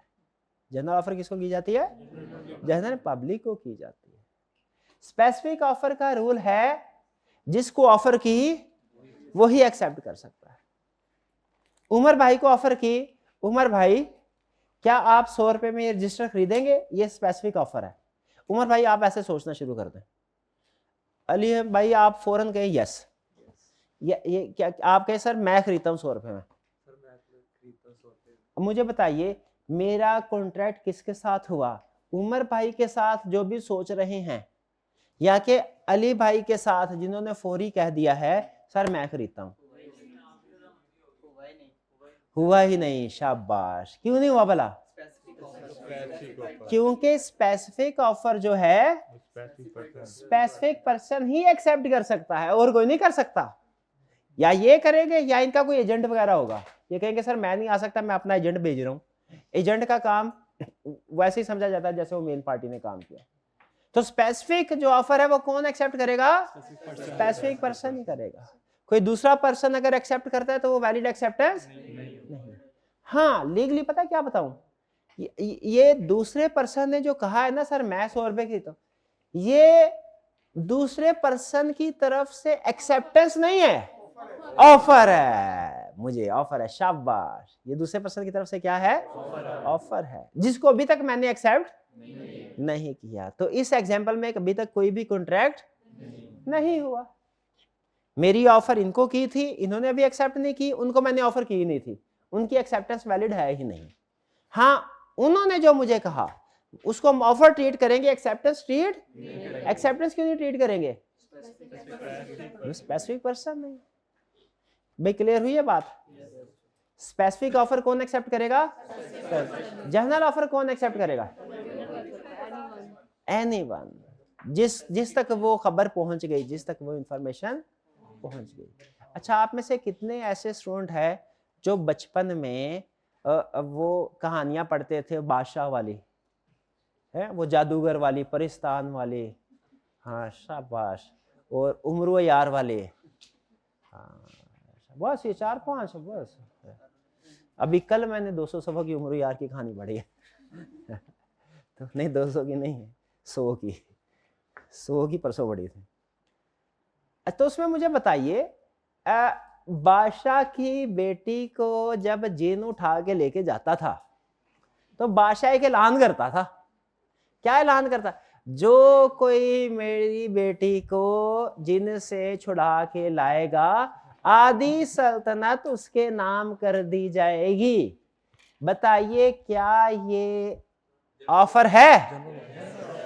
जनरल ऑफर के स्पेसिफिक ऑफर? General offer. शाबाश। इसको कोई भी एक्सेप्ट कर सकता है और जिन के पीछे जा सकता है। ठीक है, वो जो बड़े बड़े मुल्कों के शहजादे जाते थे और मारे जाते थे, क्या वो भी एक्सेप्ट कर सकते हैं? वो भी कर सकते थे। कंडीशन पूरी होना जरूरी ना जो छुड़ा के लाएगा। लेकिन आखिर में कौन जाता था? वो गरीब लकड़हारे का बेटा है। तो ये जनरल ऑफर। हमें जनरल ऑफर और स्पेसिफिक ऑफर में फर्क समझना चाहिए ताकि पता चल सके कि ये जिस अगर किसी पार्टी ने एक्सेप्टेंस दिया वो वैलिड एक्सेप्टेंस है या नहीं है। और भी एग्जांपल हैं इसे मिलती जुलती, लेकिन वो मैं आपको देना नहीं चाह रहा। मैं चाह रहा हूं कि वो आप केस स्टडी में सॉल्व करें खुद से। ठीक है, जनरल ऑफर और स्पेसिफिक ऑफर में फर्क समझ आ गया? काउंटर ऑफर क्या है? काउंटर ऑफर यह है कि जिस बंदे को मैंने ऑफर की उसने बदले में कोई और ऑफर कर दी। जैसे मैंने भाई, क्या आप ये रजिस्टर 100 रुपए में खरीदेंगे? इन्होंने कह दिया सर 100 में नहीं 80 में, तो ये इनकी तरफ से क्या है? अगर कहते हैं जी सर 100 में खरीदता हूं, ये क्या होता है? एक्सेप्टेंस। और अगर ये कहते हैं सर 100 में नहीं 80 में खरीदूंगा, काउंटर ऑफर। लॉ ये कहता है काउंटर ऑफर एक्सेप्टेंस नहीं है। काउंटर ऑफर क्या है? ऑफर है, काउंटर ऑफर क्या है? ऑफर। और ये ऑफर ऐसी है जो ओरिजिनल ऑफर को कैंसिल कर देती है। ये क्या करती है? ओरिजिनल ऑफर को कैंसिल कर देती है। कैंसिल करने का मतलब क्या, आप जरा सुनिए। मैंने भाईजान से कहा भाईजान ये रजिस्टर 100 रुपए में खरीदेंगे? इन्होंने कहा नहीं सर, आप कह नहीं सर 80 रुपए, 80 में खरीदूंगा। ये काउंटर ऑफर है। क्या एक्सेप्टेंस है? कॉन्ट्रैक्ट हुआ? नहीं हुआ। मैंने कहा अच्छा नहीं बेचता। अब ये क्या कह रहे हैं? अच्छा चले सर 100 रुपए में मंजूर है। अब क्या कहा इन्होंने? 100 रुपए मंजूर है। मैंने कहा नहीं मैं बेचता ही नहीं है, तुमने रजिस्टर की तौहीन कर दिया, तुम्हें इसकी अहमियत का पता ही नहीं है, नहीं बेच। अब ये अदालत चले गए कि नहीं अब तो इनको तो बेचना पड़ेगा ही, क्योंकि इन्होंने 100 रुपए बोला था और मैं 100 रुपए में खरीदने को तैयार हूं। ये पॉइंट ऑफ व्यू ले रहे हैं। बताइए क्या कॉन्ट्रैक्ट हुआ या नहीं हुआ? कॉन्ट्रैक्ट क्यों नहीं हुआ? क्योंकि हाँ, जब उन्होंने काउंटर ऑफर की ना, तो काउंटर ऑफर का मतलब इफेक्ट क्या हुआ? ओरिजिनल ऑफर कैंसिल हो गया। अब ओरिजिनल ऑफर मौजूद ही नहीं है, तो जो चीज मौजूद ही नहीं है उसको वो एक्सेप्ट कैसे कर सकते हैं? तो वो खत्म। क्लियर हुई बात? हम यहां से बाहर निकले कॉलेज से, हमने कहा रिक्शे वाले को भैया हमारे घर तक चलोगे? उसने कहा चलूंगा। हमने कहा कितने पैसे? उसने कहा 500 रुपया। हमने कहा 400 रुपया। उसने कहा नहीं जाना। हमने कहा अच्छा चलो 500 ही ठीक है। उसने कहा नहीं अब 500 में भी नहीं जाना। बताइए क्या हम उसके खिलाफ ब्रीच ऑफ कॉन्ट्रैक्ट का केस कर सकते हैं? क्यों नहीं कर सकते? हाँ, क्योंकि जब हमने काउंटर ऑफर की तो ओरिजिनल ऑफर उससे कैंसिल हो गई।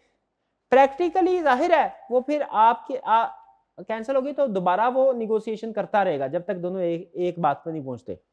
लेकिन वो जो काउंटर ऑफर है वो ओरिजिनल ऑफर काउंटर ऑफर की वजह से ओरिजिनल ऑफर कैंसिल हो गई। अब जो काउंटर ऑफर करने वाला बंदा है वो ऑफरर बन गया है, क्योंकि अब उसकी ऑफर जिंदा है। काउंटर ऑफर की तो अब कितनी ऑफर्स जिंदा हैं? एक। क्यों? ओरिजिनल ऑफर तो कैंसिल हो गई। अब दूसरी पार्टी की मर्जी है, चाहे इसको एक्सेप्ट करे या ना करे। कुछ समझ आया आपको? हाँ जी। हाँ, क्या काउंटर ऑफर की एक्सेप्टेंस हो सकती है? बिल्कुल हो सकती है। अब की बार पार्टी पहले वो ऑफरर था, ओरिजिनली मैं ऑफरर था, लेकिन जब भाई ने कहा मैं 80 रुपए में खरीदूंगा तो ये काउंटर ऑफर हो गई। अब इस काउंटर ऑफर ने मेरी ऑफर को कैंसिल कर दिया। अब कौन सी ऑफर जिंदा है? जो इनकी काउंटर ऑफर है वो। मेरी वाली ऑफर एक्सपायर हो गई है, इनकी काउंटर ऑफर। अब की बार ऑफरर कौन है? ये और मैं ऑफरी हूं। कुछ समझ आती है बात? जैसे आपने भी एग्जांपल दिया स्पेसिफिक ऑफर में कि अगर स्पेसिफिक पर्सन को हम ऑफर करें और एक्सेप्ट ना करें और अगर कोई और बंदा कहे कि मैं ये चीज खरीदूंगा तो वो भी तो काउंटर ऑफर होगी। नहीं, वो काउंटर ऑफर नहीं होगी। जो रिटर्न में ऑफर अगर मुझे उस बंदे ने दी ना जिसको मैंने ऑफर की थी, वो काउंटर ऑफर कहलाएगी। अगर किसी अनरिलेटेड बंदे ने ऑफर दी ना, वो काउंटर ऑफर नहीं कहलाएगी। क्यों? मैंने उसको ऑफर की ही नहीं। काउंटर तो वही करेगा ना जो जिसको मैं ओरिजिनल कोई चीज दूंगा, वही काउंटर करेगा मुझे। मैंने जब इनका क्वेश्चन ये है कि सर आपने इनको ऑफर किया 100 रुपीज का रजिस्टर, इन्होंने कहा सर मैं 80 का खरीदूंगा, ये काउंटर ऑफर है। लेकिन अगर मैंने इनको ऑफर की और ये कहते हैं कि सर ये मैं खरीदता हूं, क्या ये काउंटर ऑफर होगी? दूसरे बंदे नहीं, ये काउंटर ऑफर नहीं होगी। ऑफरी ही काउंटर ऑफर दे सकता है, स्पेसिफिक पर्सन ही काउंटर ऑफर दे सकता है। क्लियर जी? कुछ समझ आती है? चले ओवरबर्डन नहीं करता मैं, अभी स्टार्ट है ना, तो चले इतना ही स्टॉप करते हैं यहाँ पे, मैं आगे नहीं बढ़ाता, आप कंसेप्ट को बिल्ड कर लें। हाँ, एक मैं आपको चीज़ शेयर कर दूँ, बाज़ का तो ऑनलाइन वाले स्टूडेंट्स होते हैं ना, मैंने ये देखा है ऑनलाइन वाले स्टूडेंट्स फिजिकल की निस्बत ना थोड़ी ज़्यादा ओवर थिंकिंग करते हैं, ये मेरा एक्सपीरियंस है, हार्ड एंड फास्ट रूल नहीं है। वो चीज़ों को ज़्यादा डिटेल में वो समझते हैं कि पता नहीं क्लास वाले जो है ना उनको कोई प्रीमियम चीज़ें मिल रही है, हमें नहीं मिल रही, हमें ज़्यादा एफर्ट करना पड़ेगी। वो कुछ ज़्यादा सोचते, मेहनत करने की कोशिश करते हैं, इसकी ज़रूरत नहीं है। जैसे बाज़ का वो सोचते हैं, मैंने आपको बताया ना कि जनरल ऑफर और स्पेसिफिक ऑफर में फ़र्क समझ आ गया? कोई सवाल तो नहीं है? ऑनलाइन में बाज़ औक़ात ऐसे होता है, फिजिकल वाले में भी बाज़ औक़ात ऐसे होते हैं। फिजिकल वालों तो हम रोक देते हैं, ऑनलाइन वालों के पास हम चूंकि उस्ताद का फिजिकल इंटरेक्शन नहीं होता तो उसको हम डायरेक्ट नहीं रोक सकते कि भैया इससे आगे नहीं जाना।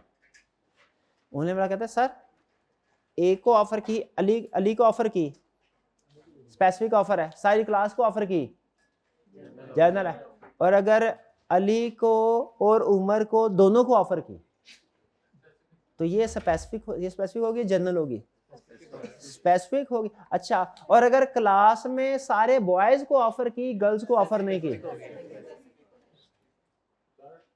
ये भी स्पेसिफिक होगी। और अगर सारे पाकिस्तान को ऑफर की, बाकी दुनिया को नहीं की, ये सारी स्पेसिफिक हो गया। हाँ, कंसेप्ट समझे, असल मकसद स्पेसिफिक सिर्फ ये छोटा सा कंसेप्ट इतना ही है। असल कंसेप्ट क्या है भैया, मेरी मर्जी, मैं एक को ऑफर करूं, मैं 10 का करूं, मैं 50 को करूं, मैं 10 करोड़ का करूं, लेकिन जिसको मैंने ऑफर की ना एक्सेप्टेंस वही देगा। कंसेप्ट ये है जिसको आपने पिक करना है, मैथमेटिकली नहीं। अच्छा, एक को की तो फिर क्या होगा, दो को की फिर क्या होगा, 10 को की फिर क्या होगा, 50 को की फिर क्या, ऐसे नहीं सोचना, ये ओवर थिंकिंग हो जाएगी। क्या हो जाएगा? ओवर। ला ने कंसेप्ट क्या बताया भैया, मेरी मर्जी, मैं अपनी प्रोडक्ट जिसको चाहूं बेच सकता हूं, मैं अपनी प्रोडक्ट जिसको चाहूं बेच सकता हूं, ठीक है। तो जिसको मैंने ऑफर में मेंशन कर दिया ना कि ये लोग, वो चाहे एक हो चाहे, उनको बेच सकता हूं, बाकी अगर आएंगे भी तो मैं उसे रिफ्यूज कर दूंगा, मेरा उनके साथ कॉन्ट्रैक्ट। क्लियर हुई है बात? और कोई क्वेश्चन? शाबाश, पूछिए जी पूछिए आप क्वेश्चन। अगर आप किसी को ऑफर कर रहे हैं, उसके अलावा कोई दूसरा बंदा ऑफर एक्सेप्ट कर, वो इन रिटर्न ऑफर करता है आपको कि ये मैं चीज लेता हूं, तो जो पहला बंदा था उसके साथ एग्रीमेंट खत्म हो गया। अब ये ना आप एडवांस चल रहे हैं, लेकिन चूंकि वो भी पढ़ाना तो मैं नहीं है तो बता देता हूं, लेकिन आपने इस सवाल के जवाब के बाद मजीद सवाल नहीं सोचना, ठीक, यही ओवर थिंकिंग हो जाए, सवाल को आगे सवाल नहीं सोचना। क्वेश्चन का ये है, मैंने इन भाईजान से कहा क्या आप ये मार्कर खरीदेंगे? ये भाईजान सोच रहे हैं, 100 रुपए में सोच रहे हैं। साथ वाले भाईजान ने कहा सर मैं खरीदता हूं। ये एक्सेप्टेंस है क्या? जिन्होंने कहा ऑफर है। मैंने कहा अच्छा, मैंने तो मार्केट ही बेचना है, क्या इसको ये सोच रहा है, ना इसने यस किया है ना नो किया है। यस करे तो मैं आगे मार्कर बेच सकता ही नहीं, क्योंकि मेरा इसके साथ कॉन्ट्रैक्ट हो जाएगा अगर ये यस करता है। अगर ये नो करता है तो मेरी मर्जी, मैं चाहे बाद में जिसको मर्जी मार्कर बेचूं। सवाल इनका यह है कि सर ये साइलेंट है, अभी सोच रहा है। इनके सोचते सोचते साथ वाले से अच्छी ऑफर आई, क्या मैं उनको यस कर सकता हूं?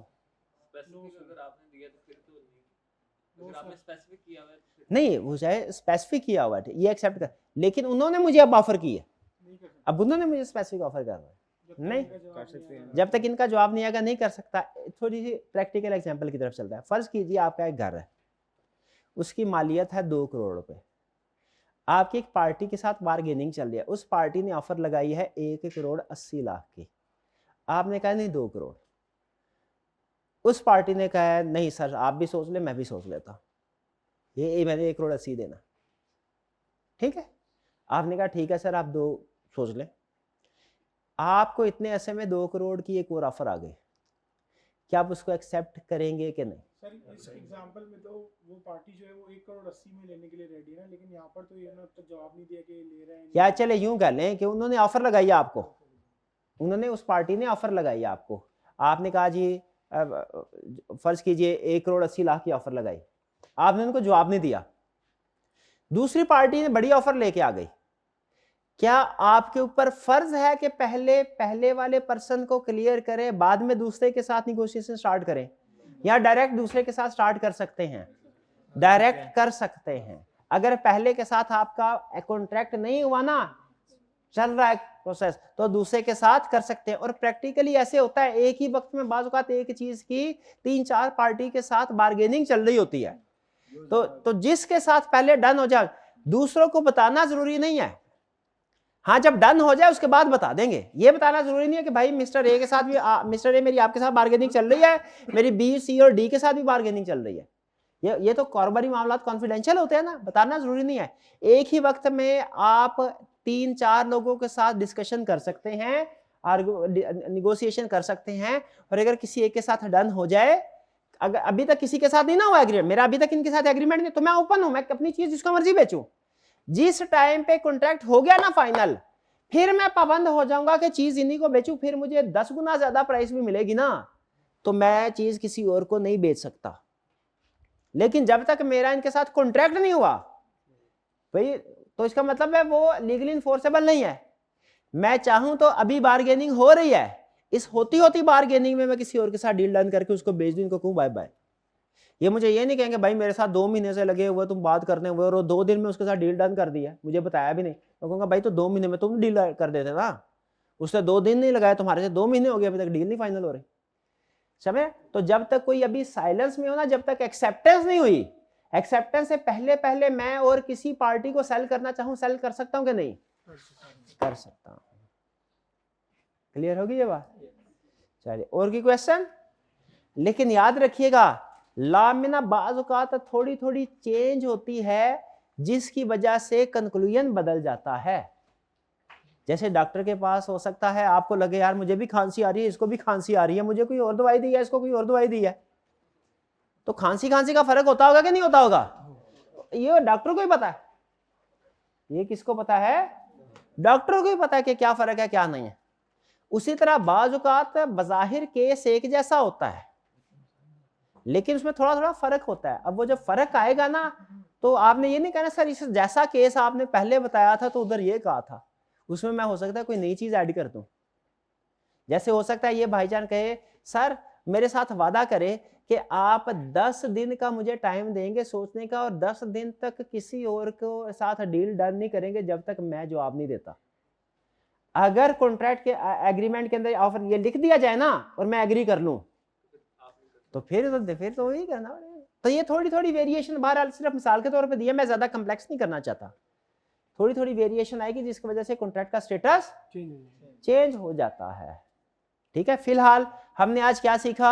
हमने ऑफर की टाइप सीखी, specific offer, general offer, counter offer. हमने स्पेसिफिक और जनरल ऑफर में ये सीखा कि स्पेसिफिक ऑफर सिर्फ वही पर्सन एक्सेप्ट कर सकता है, जनरल ऑफर कोई भी एक्सेप्ट कर सकता है। काउंटर ऑफर के ऊपर हमने थोड़ा ज्यादा टाइम लगाया। काउंटर ऑफर क्या है? जब हम किसी को ऑफर करते हैं तो वो बदले में एक्सेप्ट करने की बजाय कोई रिटर्न ऑफर कर दे, उसे काउंटर ऑफर। काउंटर ऑफर का इफेक्ट क्या है? ओरिजिनल ऑफर कैंसिल हो जाती है। ठीक है, अब फिर जो मेरी मर्जी होगी, मैं चाहे इसको एक्सेप्ट करूं या ना करूं। और अगर अभी किसी के साथ हमने एडिशनल कंसेप्ट क्या सीखा, किसी के साथ निगोशिएशन चल रही है, उस निगोशिएशन के दौरान में अगर कोई थर्ड पर्सन अच्छी ऑफर दे तो मैं उसके साथ करंट निगोशिएशन छोड़ के उसके साथ एग्रीमेंट कर सकता हूं?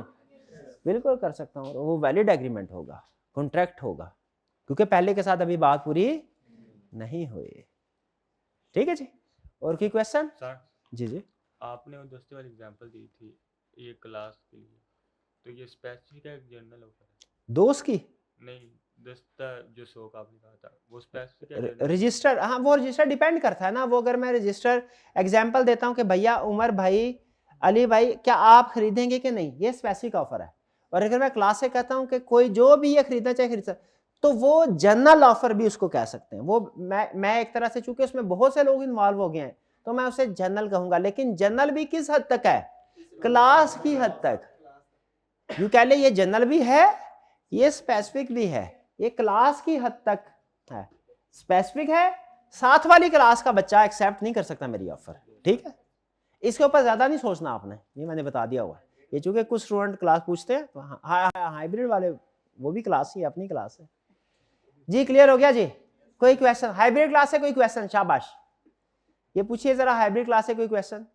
ये फीमेल साइड से पूछे, हाँ इनसे पूछे, इन्होंने भी पार्टिसिपेट करना है, चार्टर्ड अकाउंटेंट बनना है ना, पूछे इनसे। जी जी शाबाश, कोई क्वेश्चन है जी आपका? हाँ, स्पेसिफिक एक से ज्यादा पर्सन हो सकते हैं, बिल्कुल नहीं कहा, स्पेसिफिक पर्सन एक से ज्यादा हो सकते हैं, बस इससे ज्यादा नहीं सोचना आपने, इससे ज्यादा नहीं सोचना। और कोई क्वेश्चन? सर पूरी दुनिया स्पेसिफिक बस इसी चीज से बचना चाह रहा था। आज का लेक्चर यहाँ खत्म करते हैं, अल्लाह हाफिज।